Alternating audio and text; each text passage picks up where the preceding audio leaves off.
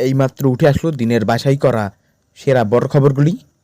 তো প্রথমেই আপনি যদি চ্যানেল প্রথমে থাকেন, চ্যানেলটিকে সাবস্ক্রাইব করে নিন, পাশের বেল আইকনটি বাজিয়ে দিন লোকসভার ভোট সংক্রান্ত সকল গুরুত্বপূর্ণ আপডেট সবথেকে আগে পাওয়ার জন্য। চলুন তাহলে খবরে। ফের জেল হতে পারে, খুনও হতে পারেন, কুণালকে নিয়ে উদ্বিগ্নে অধীর। ভোটের মাঝে তৃণমূলের রাজ্য সাধারণ সম্পাদক পদ থেকে কুণাল ঘোষের অপসারণকে কেন্দ্র করে বিভিন্ন মহলে চলছে গুঞ্জন। এই ইস্যুতে এবার মুখ খুললেন প্রদেশ কংগ্রেস সভাপতি তথা কংগ্রেস প্রার্থী অধীর রঞ্জন চৌধুরী। আশঙ্কা প্রকাশ করে বললেন, এবার কুণাল ঘোষের জেল হতে পারে। তৃণমূল নেতা কুণালকে খুন করা হতে পারে বলেও উদ্বেগ প্রকাশ করেছেন অধীর। দীর্ঘদিন আগেই দলের দুই পদ থেকে অব্যাহতি চেয়েছিলেন তৃণমূল নেতা কুণাল ঘোষ। সেই সময় মুখপাত্রের পদ থেকে অব্যাহতি মিললেও রাজ্য সাধারণ সম্পাদকের পদ থেকে মেলেনি, ফলে সেই পদে বহাল ছিলেন কুণাল। এসবের মাঝে বুধবার আচমকাই দলের রাজ্য সাধারণ সম্পাদক পদ থেকে কুণাল ঘোষকে অপসারণ করে তৃণমূল। এরপরেই শুরু চাপানুতোর। সাংবাদিক বৈঠকের পর কার্যত কেঁদে ফেলেন কুণাল। কর্মীদের বার্তা দেন, পদে না থাকলেও পথে তিনি থাকবেন।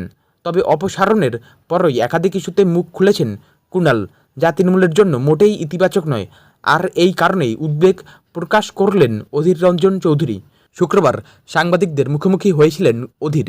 সেখানেই তিনি বলেন, কুণাল ঘোষ এখন সত্যি কথা বলছেন, যা তৃণমূলের জন্য বিপজ্জনক। সেই কারণেই পুনরায় কুণাল ঘোষ জেলে যেতে পারেন বলে আশঙ্কা প্রকাশ করেন অধীর। মুখ বন্ধ করাতে তাকে খুন করানো হতে পারে বলেও মন্তব্য অধীরের। প্রসঙ্গত, দলের স্বার্থে বারবার বিভিন্ন ইস্যুতে বিরোধীদের আক্রমণ করেছেন কুণাল। নথি তুলে এনে বারবার প্রতিপক্ষকে আক্রমণ করেছেন তিনি।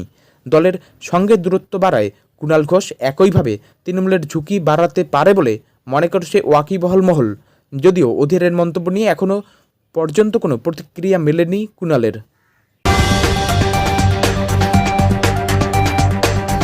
রাজ্যপালের বিরুদ্ধে শ্লীলতাহানির অভিযোগে মুখ খুললেন মমতা। মোদি কেন চুপ? রাজ্যপালের বিরুদ্ধে উঠেছে শ্লীলতাহানির অভিযোগ। তা নিয়ে প্রথমবার মুখ খুললেন মমতা বন্দ্যোপাধ্যায়। রায়নার নির্বাচনী সভা থেকে সিবি আনন্দ বোসকে একহাত নিলেন তিনি। শ্লীলতাহানির অভিযোগ আবহে রাজভবনে মোদি রাত্রিবাস করলেও কেন এ বিষয়ে একটি কথাও বললেন না, সে প্রশ্ন ছুড়ে দেন মমতা। বৃহস্পতিবার সন্ধ্যায় রাজভবনের এক অস্থায়ী মহিলা কর্মী অভিযোগ করেন, রাজ্যপাল তার শ্লীলতাহানি করেছেন। মোট দুবার তার শ্লীলতাহানি করা হয় বলে অভিযোগ। প্রথমে রাজভবনে কর্তব্যরত পুলিশদের বিষয়টি জানান, এরপর হেয়ার স্ট্রিট থানায় যান। রাজ্যের সাংবিধানিক প্রধানের বিরুদ্ধে ওঠা বিস্ফোরক অভিযোগকে কেন্দ্র করে রাজনৈতিক মহলে জোর চাপানুতোর। ঘটনার কড়া সমালোচনায় সরব তৃণমূল। শুক্রবার রায়নার সভা থেকে রাজ্যপালকে আক্রমণ করেন মমতা বন্দ্যোপাধ্যায়। সন্দেশখালির প্রসঙ্গ টেনে তার তোপ। সন্দেশখালি নিয়ে সন্দেহ করেছেন, আমি তেমন কোনো ঘটনা সন্দেশখালিতে ঘটাতে দেইনি। জমি জমা নিয়ে সমস্যা ছিল, অফিসার পাঠিয়ে সমাধান করে দিয়েছি। আর আপনি কি করেছেন? একটা ছোট্ট মেয়ে রাজভবনে চাকরি করত, তার সঙ্গে কি ব্যবহার করেছেন রাজ্যপাল?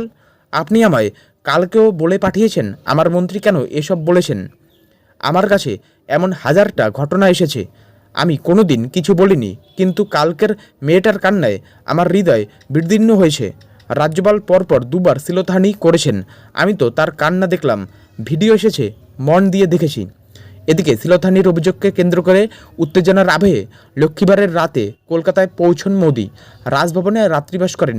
শুক্রবার 3টি নির্বাচনী জনসভাও করেছেন। তবে রাজ্যপালের বিরুদ্ধে ওঠা শ্লীলতাহানির অভিযোগ নিয়ে একটি শব্দ খরচ করেননি মোদি। তা নিয়ে এদিন খোঁচা দিয়ে মমতা বলেন, সেখানেই তো আপনি কাল থেকে এলেন, কই একটা কথা তো বললেন না?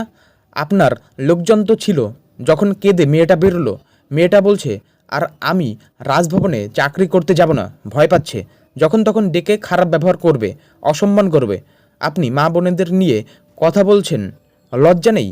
আপনার তো দাঁতের পাটি খুলে যাওয়া উচিত, মারি থাকা উচিত না দাঁতের। যদিও বলে রাখা ভালো, তার বিরুদ্ধে ওঠা শ্লীলতাহানির অভিযোগ খারিজ করেন রাজ্যপাল। রাজনৈতিক ষড়যন্ত্রের গন্ধ পাচ্ছেন তিনি। লোকসভায় কটা আসন পাবে তৃণমূল? কংগ্রেস বামেদেরও ভবিষ্যৎবাণী করলেন মোদি।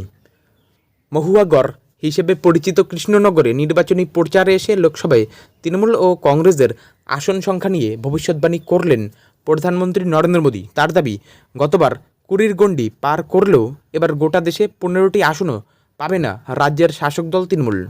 শুধু তাই নয়, কংগ্রেস ও বামেদের প্রসঙ্গেও তীব্র কটাক্ষ শানিয়ে তাদের আসন গণ্ডিও বেঁধে দিতে দেখা গেল দেশের প্রধানমন্ত্রীকে। শুক্রবার কৃষ্ণনগরে ভোট প্রচারে এসে প্রধানমন্ত্রী বলেন, এই নির্বাচন দেশের সরকার গড়ার নির্বাচন, ফলে এখানে কাকে সরকারে বসাতে হবে তা আপনাদের ঠিক করতে হবে। এরপর তৃণমূলকে কটাক্ষ করে মোদি বলেন, তৃণমূল তো গোটা দেশে 15 আসনও জিতবে না, তাহলে আপনারা বলুন তো 15 আসন নিয়ে সরকার তৈরি করতে পারবে কি? এরপর এই তালিকায় কংগ্রেসকে কটাক্ষ করে তিনি বলেন, কংগ্রেসও গোটা দেশে যত শক্তি দেখাক হাফ সেঞ্চুরি করতে পারবে না, তাহলে 50 আসনও যে পাচ্ছে না সে সরকার তৈরি করতে পারবে কি? বাংলায় হিন্দুদের দ্বিতীয় সারির নাগরিক করে রেখেছে তৃণমূল, বর্ধমানে বিস্ফোরক মোদি। বাংলায় তৃতীয় দফার ভোটের আগে পুরোদস্তুর ধর্মীয় মেরুকরণের রাস্তায় প্রধানমন্ত্রী নরেন্দ্র মোদি। বর্ধমানের সভা থেকে সরাসরি মোদি অভিযোগ করলেন, তৃণমূলের শাসনে বাংলায় হিন্দুরা দ্বিতীয় সারির নাগরিক হয়ে দাঁড়িয়েছে। এখানে প্রকাশ্যে হিন্দুদের ভাগীরথীতে ভাসিয়ে দেওয়ার কথা বলা হয়। মোদির প্রশ্ন, বাংলায় হিন্দুদের কী হাল হয়েছে? প্রধানমন্ত্রীর দাবি, তৃণমূল, সিপিএম বা কংগ্রেস কেউ দেশের উন্নয়নের জন্য ভোটে লড়ছে না, ওরা শুধু বিভাজন বোঝে। মোদি বর্ধমানের সভা থেকে রাগঢাক না করেই বলে দিলেন, আমি টিভিতে দেখেছি তৃণমূলের এক বিধায়ক খোলাখুলি হুমকি দিয়েছে, বলেছে হিন্দুদের 2 ঘন্টার মধ্যে ভাগীরথীতে ভাসিয়ে দেব। এটা কেমন ভাষা ভাই, হিন্দুদের ভাসিয়ে দেব?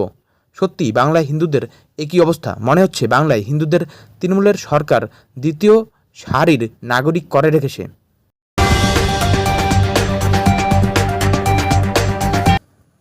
পোস্টাল ব্যালট না দিলে সরিয়ে নেব পুলিশ, যা করার করবে, বিস্ফোরক মমতা। নির্বাচনের সময় এক রাজ্যের পুলিশকে অন্য রাজ্যে নিয়ে যাওয়া হয়। কেন্দ্রীয় বাহিনীর পাশাপাশি দায়িত্ব পায় ভিন রাজ্যের পুলিশও। এবারও সেভাবেই পশ্চিমবঙ্গ থেকে অন্য রাজ্যে দায়িত্ব দেওয়া হয়েছে পুলিশকে। কিন্তু এবার লোকসভা ভোটের মাঝে বিস্ফোরক অভিযোগ তুললেন মুখ্যমন্ত্রী মমতা বন্দ্যোপাধ্যায়। তার দাবি, এ রাজ্য থেকে 1500 পুলিশ নিয়ে যাওয়া হয়েছে, তবে তাদের ভোটাধিকার দেওয়া হয়নি কোনো পোস্টাল ব্যালট। অবিলম্বে ভোটাধিকার দিতে হবে বলে দাবি করেছেন তিনি। শুক্রবার বর্ধমানের রায়নার সভা থেকে এই ইস্যুতে সরব হয়েছেন মমতা। এদিন মুখ্যমন্ত্রী বিজেপিকে নিশানা করে বলেন, এত ভয় পেয়ে গিয়েছেন যে বিজেপি শাসিত রাজ্যের মুখ্যমন্ত্রীদের দিয়ে IAS IPSদের ফোন করাচ্ছেন, বলছেন বিজেপির সঙ্গে থাকতে হবে, তৃণমূলের থেকে দূরে থাক। কী ভাবেন আমাদের কাছে খবর আসে না? এরপরেই মুখ্যমন্ত্রী অভিযোগ তোলেন, বাংলা থেকে 1500 পুলিশকে কমিশন অন্য জায়গায় নিয়ে গিয়েছেন, কিন্তু এ রাজ্যে কেন্দ্রীয় বাহিনী ছাড়া কাউকে আনা হয়নি। মমতা বলেন, পুলিশকে অন্য জায়গায় নিয়ে যাওয়া হতেই পারে, তবে তাদের পোস্টাল ব্যালট দেওয়া হবে না। কেন অনুমতি দেওয়া হবে না? হয় ভোট দেওয়ার অনুমতি দিন, না হলে আমি সরিয়ে নিয়ে আসব, আপনি যা করার করবেন।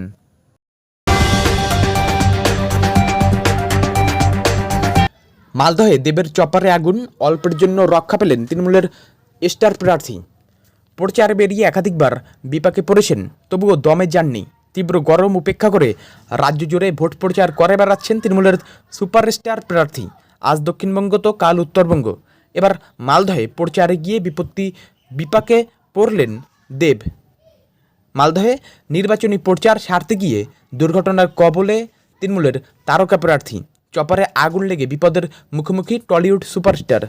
জানা গিয়েছে, মালদহ হেলিপ্যাড থেকে ওড়ার পরই আগুন লাগে। কিছুক্ষণের মধ্যেই আগুন ধরে যায় চপারে। প্রয়োজনে বুঝে তৎক্ষণাৎ মালদহ হেলিপ্যাডেই জরুরি অবতরণ করাতে হয় দেবের কপ্টার। অল্পের জন্য রক্ষা পেয়েছেন তিনি, তবে দুর্ঘটনার হাত থেকে রেহাই পেয়েও থেমে থাকেননি তৃণমূলের তারকা প্রার্থী। বথুয়ার জমজমাট সভায় যোগ দিয়েছেন। এই মুহূর্তে জোর কদমে ভোট প্রচারে ব্যস্ত ঘাটালের দুবারের সাংসদ তথা এবারের তৃণমূল প্রার্থী দেব। ঘাসফুল শিবিরের একনিষ্ঠ সৈনিকের মতোই ছুটে বেড়াচ্ছেন দলীয় কর্মসূচিতে। সপাট মন্তব্য করে বিতর্কেও জড়াচ্ছেন অবশ্য, তবে সেসব গ্ল্যামার্স প্রচারের চাকচিক্যে ঢাকা পড়ে গিয়েছে। এবার মালদহে দেবের হেলিকপ্টারে আগুন লাগার খবরে উদ্বিগ্ন সকলে। এর আগে ভোট প্রচারের ময়দানে ভিড়ের চাপে দেবের মঞ্চ ভেঙে পড়েছিল।